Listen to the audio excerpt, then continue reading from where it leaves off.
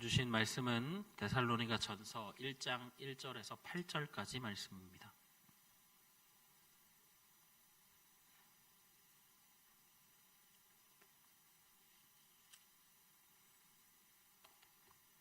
데살로니가 전서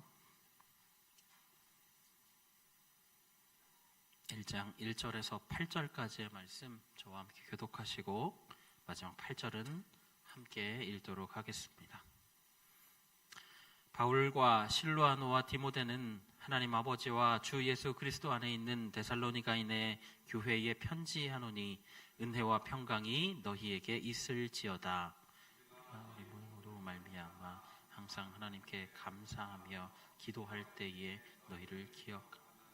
너희의 믿음의 역사와 사랑의 수고와 우리 주 예수 그리스도에 대한 소망의 인내를 우리 하나님 아버지 앞에서 끊임없이 기억함이니 하나님의 사랑하심을 받은 형제들아 너희를 택하심을 아노라.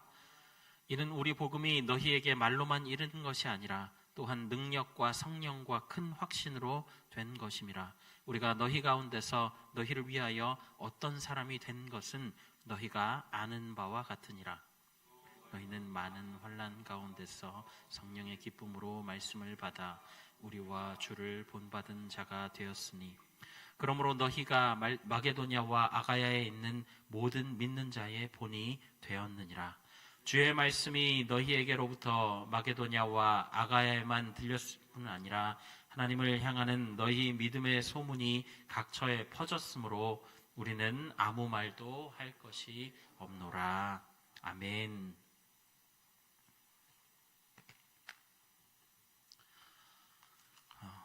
어린 시절에 지금도 많이 어립니다만 저는 공을 가지고 노는 거의 모든 스포츠를 좋아했습니다. 하지만 안타깝게도 좋아하는 것과 잘하는 것은 별개의 문제였더군요. 대표 2명이 서서 가위바위보를 하고 이긴 사람이 자기 팀을 뽑아가는 형식으로 보통은 진행이 되는데 저는 거의 항상 제일 마지막까지 남아 있었던 기억이 납니다. 저를 마지막에 선택해야 하는 사람의 얼굴에서 말은 하지 않지만 난감함과 당혹감을 느꼈더랬었죠. 그래서 가끔 그래도 저 친구보다는 낫겠지라는 마음으로 끝순위까지 안 가고 저를 뽑아주는 경우가 생기면 제가 잘하든 못하든 죽기 살기로 뛰었습니다. 내가 잘해서 뽑아주는 게 아니니까 뽑아준 일종의 주권자에 대한 보답이랄까요? 결과하고는 상관없이 정말로 열심히 뛰었던 그런 기억이 있습니다. 오늘 우리가 말씀을 보면 그런 관점에서 살펴볼 때 이해가 조금은 빠르지 않을까라고 생각이 됩니다. 오늘 본문을 보면 사도 바울이 이 데살로니가 교회에 보낸 첫 번째 편지인데요. 이 편지를 쓴 사도 바울이 어떤 사람인지에 대해서는 아마 여러분들도 잘 알고 계시리라 생각이 됩니다. 이스라엘 베냐민 지파 출신 정통 유대인이었고요. 율법으로는 당대 최고라고 할 수 있었던 대학자 가말리엘의 제자였습니다. 심지어는 지중해 세계를 지배하고 있던 로마 제국의 시민권을 가지고 있었던 사람이었죠. 율법에 능통했었던 그였던지라 율법을 경시하고 스스로 하나님의 아들을 사칭하며 세상을 미혹해서 마침내는 십자가형을 당한 것처럼 보였던 예수라고 하는 청년을 증오했었습니다. 그의 시선에서 보면 예수는 우리가 지금 신천지나 또 통일교를 보듯이 이단 괴수 우두머리에 불과했던 사람이었죠. 그래서 그는 이 예수가 죽은 뒤에도 그를 추종하는 무리들을 잡으러 다니는 일에 혈안이 되어 있었습니다. 바울은 스데반 집사가 돌에 맞아 죽는 그 현장에 있었고요. 또 그가 죽는 것을 너무나도 당연하게 여겼고 심지어는 다른 지역에 가서 내가 예수의 잔당들을 붙잡아다가 옥에 가두는 일에 역할을 하겠습니다라고 자청했었던 열혈 청년 중에 한 명이었죠. 그러나 그랬던 그는 다메섹 도상에서 예수님을 직접 만납니다. 그리고 인생이 180도 변하게 되죠. 자신이 그토록 증오하고 이단 사이비 집단으로 몰아붙였던 예수와 그의 공동체를 위해서 평생을 다 바치게 됩니다. 그의 복음 전파에 대한 열정은 소아시아, 그러니까 지금의 튀르키예 지방을 지나서 그리스로, 로마로, 심지어는 당시에 땅끝이라고 생각했었던 스페인까지 가려고 계획하기에 이릅니다. 비록 자신이 계획한 바를 다 이루지는 못했지만 사도 바울은 가는 곳마다 교회를 세우게 되고 복음을 전파하죠. 무려 3차에 걸친 전도 여행으로 약 2만 킬로미터, 지구를 반바퀴를 도는 살인적인 일정을 열정으로 감당했던 사람입니다. 이 데살로니가라고 하는 도시는 두 번째 전도 여행 중에 들렀던 곳이고요. 원래 바울은 더 북쪽으로 가려고 했었지만 성경은 예수의 영이 그곳 대신 그리스로 가도록 명령했다라고 기록합니다. 그래서 바울은 동역자들과 함께 그리스 지방의 여러 도시들을 거쳐서 이 데살로니가에 이르렀던 것이죠. 이 데살로니가는 마게도냐의 수도였습니다. 로마인들이 만든 튀르키예와 그리스를 잇는 도로의 길목에 자리한 정치적으로, 무역, 군사, 문화적으로 중심지였던 것을 확인할 수 있습니다. 꽤나 융성한 도시였고요. 알렉산더 대왕 때 펼친 인구 이주 정책으로 인해서 유대인을 비롯해서 다양한 인종의, 다양한 민족들이 살고 있던 도시였다고 합니다. 이 유대인들이 모여 사는 곳에는 늘 이 말씀을 나누기 위해서 이 회당이라고 하는 곳이 어디에나 있었는데요. 사도 바울은 이 회당을 중심으로 복음을 전했습니다. 복음이 전파되고 교회가 세워지고 믿는 사람들이 늘어나고 있는데 유대인들이 가만히 두고 보고 있지 않았다라는 거죠. 앞서 제가 바울 이야기하면서 바울이 예수와 그 잔당들을 몹시 미워했다라고 말씀드렸는데 당시 유대인의 거의 대부분의 유대인들의 시선이 그러했다라는 것입니다. 자기들이 잡아 죽인 예수가 옳다고 한다면 그를 죽인 자신들은 죄인이 될 것이니까요. 데살로니가에 이른 바울 일행을 묻게 해준 야손이라고 하는 사람과 또 몇몇 믿는 사람들을 붙잡아서 로마 황제에게 충성하지 않는다, 예수라고 하는 자에게만 충성한다라고 하는 죄목을 씌워서 고소했던 것입니다. 바울과 그의 동료들은 급하게 체포를 피해서 이 데살로니가 교회를 빠져나와야 했습니다. 사역이 제대로 구성되거나 진행되기도 전에 급히 빠져나왔기 때문에 교리적인 부분을 충분히 설명할 수가 없었습니다. 나중에 이 바울의 동역자인 디모데라고 하는 사람이 데살로니가에 가서 그곳 성도들의 질문과 또 상황들을 가져오게 되자 이 질문에 대한 답, 그리고 이 데살로니가 교회에 대한 격려를 편지로 전했는데요. 바로 그 첫 번째 편지가 우리가 지금 보고 있는 데살로니가 전서 말씀입니다. 이 데살로니가 전서를 보면 다른 바울의 편지들이 참 많이 있지만 다른 특징 하나가 발견이 되는데요. 그것은 통상 편지를 보내는 교회의 문제들에 대해서 꾸짖고 또 교정을 요구하는 그런 내용들이 대부분인데 비해서 이 데살로니가 전서는 격려와 칭찬으로 주를 이루고 있다라는 사실을 우리가 말씀을 통해서 알 수가 있습니다. 과연 이 데살로니가 교회의 성도들의 모습이 어땠길래 이렇게 격려와 칭찬만을 하고 있을까요? 우리가 2절과 3절 말씀을 다시 한번 보시면서 우리 이 말씀을 확인해 보도록 하겠습니다. 2절과 3절 함께 읽겠습니다. 우리가 너희 모두로 말미암아 항상 하나님께 감사하며 기도할 때에 너희를 기억함은 너희의 믿음의 역사와 사랑의 수고와 우리 주 예수 그리스도에 대한 소망의 인내를 우리 하나님 아버지 앞에서 끊임없이 기억함이니. 아멘.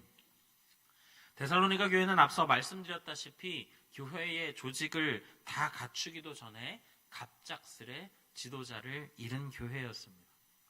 충분한 교육, 충분한 은혜들을 나누지 못하고 단단히 설 시간이 없었다라는 말입니다. 아주 단편적이고 기초적인 복음에 대한 이해만 가지고 있었기 때문에 유대인들의 위협, 또 로마인들의 핍박, 박해 앞에서 이 교회가 무너진다 하여도 크게 이상할 것이 없는 그런 상태였다라는 것이죠. 그런데 데살로니가 성도들은 그 시간들을 오히려 잘 버텨냅니다. 3절 말씀을 현대인의 성경으로 제가 한번 가져와 봤는데요. 여러분 한번 들어보십시오. 우리는 여러분이 믿음으로 행한 일과 사랑의 수고와 우리 주 예수 그리스도에 대한 희망을 가지고 인내한 것을 우리 하나님 아버지 앞에서 쉬지 않고 늘 기억합니다. 여기에 수고라고 번역된 단어는 노고, 고역 이런 뜻을 가지고 있습니다. 그리고 여기에 사랑이라고 번역된 단어는 자기 희생을 뜻합니다. 자기가 희생한 부분으로 사랑을 이루는 것을 말하는 것이죠. 데살로니가 성도들에게 분명 박해와 핍박은 견디기 어려운 문제였겠지만 이 데살로니가 성도들이 서로를 향한 희생적인 사랑을 드러내고 서로를 위해서 수고를 멈추지 않으면서 이 문제들을 견뎌냈다라는 것이죠. 이와 같은 모습을 사도 바울이 얼마나 자랑스럽고 대견해 하는지 하나님 아버지 앞에서 쉬지 않고 늘 기억한다라고 말하고 있습니다. 그리고 이와 같은 믿음이 이웃 도시들에 퍼져나가는데요. 6절에서 8절 말씀을 제가 한번 읽어드리겠습니다. 6절부터 8절 말씀입니다. 또 너희는 많은 환난 가운데서 성령의 기쁨으로 말씀을 받아 우리와 주를 본받은 자가 되었으니 그러므로 너희가 마게도냐와 아가야에 있는 모든 믿는 자의 본이 되었느니라. 주의 말씀이 너희에게로부터 마게도냐와 아가야에만 들릴 뿐 아니라 하나님을 향하는 너희 믿음의 소문이 각처에 퍼졌으므로 우리는 아무것도 할 것이 없노라. 복음에 대한 기쁨이 환난의 무게보다 커서 능히 감당할 수 있었다라는 말입니다. 그리고 그것이 마게도냐나 아가야 같은 근처 도시뿐 아니라 널리 퍼져 나갔다라는 것이죠. 사도 바울은 더 말이 필요 없을 만큼 이 데살로니가 교회가 너무 잘하고 있다라고 뿌듯함을 숨기지 않고 있다라는 거죠. 여러분, 우리가 솔직한 마음으로, 솔직한 심정으로 이 말씀을 지켜볼 때에 뭘 저렇게까지 그렇게 칭찬을 하지? 라고 하는 마음이 들 수가 있습니다. 왜냐하면 신념을 위해 어려움을 감내하는 사람들은 얼마든지 있기 때문이죠. 우리도 조금만 노력하면 이렇게 할 수 있기 때문이죠. 그런데 사도 바울은 데살로니가 성도들이 이렇게 어려움을 견디는 힘의 근원이 노력에 있다라고 말하고 있지 않습니다. 특별히 마음이 단단해서라고 말하고 있지도 않아요. 사도 바울은 그들의 그 힘이 하나님의 전적인 선택으로부터 나왔음을 강조하고 있습니다. 복음을 받아들이고 복음이 참이라는 사실을 믿으며 그 복음의 길로 달려가는 것 자체가 절대로 인간적인 요소로부터 나올 수 없다라는 것이죠. 심지어 그 복음을 위해 불편과 어려움을 물론이고 생명까지 기꺼이 내놓을 수 있다라는 것은 나약한 인간의 의지로는 될 수 없다라는 겁니다. 여러분 한번 생각해 보십시오. 데살로니가 성도들이 자신의 의지로 복음을 선택했다라고 한다면 그들이 극심한 박해와 공격을 견딜 충분한 동기부여가 될까요? 동족으로부터 따돌림을 당하고 생업에 지장을 받으며 공기관의 추적과 관찰을 받고 반역죄로 연결되면 죽을 수도 있는 이 길, 의지만으로 생각만으로 갈 수 있는 걸까요? 정말 너무 확실해서 움직일 수 없는 증거가 있기에 이 길을 갈 수 있다라는 겁니다. 도대체 무엇이길래요? 5절 상반절은 이렇게 이야기합니다. 이는 우리 복음이 너희에게 말로만 이른 것이 아니라 또한 능력과 성령과 큰 확신으로 된 것입니다. 바울과 그의 일행은 말로 복음을 전달했겠죠. 그러나 말로만으로는 복음이 전달되지 않습니다. 여러분 노방전도 해보시잖아요. 밖에 나가서 노방전도 해보시면 아무리 여러분이 미사여구와 화려한 언변을 동원해서 고급 문장력을 동원해서 이야기한다 하더라도 말로 복음이 전달되지 않는 것을 아실 겁니다. 그 말만 듣고 복음을 받아들이는 사람을 본 적이 없습니다. 복음은 들을 때에 듣는 이의 마음속에 성령께서 역사하셔야 그 복음을 들을 수가 있습니다. 그리고 성령께서 역사하심을 느끼게 되면 그의 마음속에 복음을 위해 무엇을 해야 하는지에 대한 마음이 생깁니다. 여러분, 이게 복음의 능력이에요. 그리고 그 능력이 곧 확신으로 이어집니다. 하나님의 말씀으로 온 세상을 창조하셨다. 인간의 죄로 인해 생긴 건널 수 없는 강에 다리를 놓고자 예수님께서 이 땅에 오셨다. 죽음으로 다리를 놓고 다시 살아나셔서 우리에게 영원한 생명을 주셨다. 그 예수님의 영이 복음을 듣고 믿는 모든 자들의 마음에 내주하신다. 여러분, 지식적으로 우리가 아무리 믿으려고 애써도 믿기지 않는 것들이 한순간에 모두 믿어지게 되는 아주 강한, 누구도 흔들 수 없는 확신으로 다가올 때에 그의 삶이 성령의 강한 바람에 휘둘리게 된다라는 것입니다. 내가 그리스도의 영광을 위해 무엇을 해야 되는가? 내가 하나님이 예수의 피값으로 사신 교회를 위하여 어떻게 헌신해야 하는가? 복음을 어떻게 전해야 하는가? 하나님을 기쁘시게 하려면 어떻게 살아야 하는가? 여러분, 이러한 질문들로 마치 다시 태어난 것처럼 인생의 백지 부분을 채워가게 된다라는 거예요. 여러분 보시지만 사도 바울의 삶이 그렇지 않았습니까? 그는 지금 이 데살로니가 교회의 성도들의 모습을 보면서 그들 안에 자신이 겪었던 것과 같은 성령의 역사가 일어났다라고 하는 사실을 확신하며 칭찬하고 있다라는 것입니다. 오늘 이 밤에 수요 기도회까지 오셨다고 한다면 여러분들은 성령의 역사를 경험하신 줄로 믿습니다. 아니에요? 아니면 안 되는데. 여러분, 내가 예수 믿고 구원받았는지를 확인하는 방법은 간단합니다.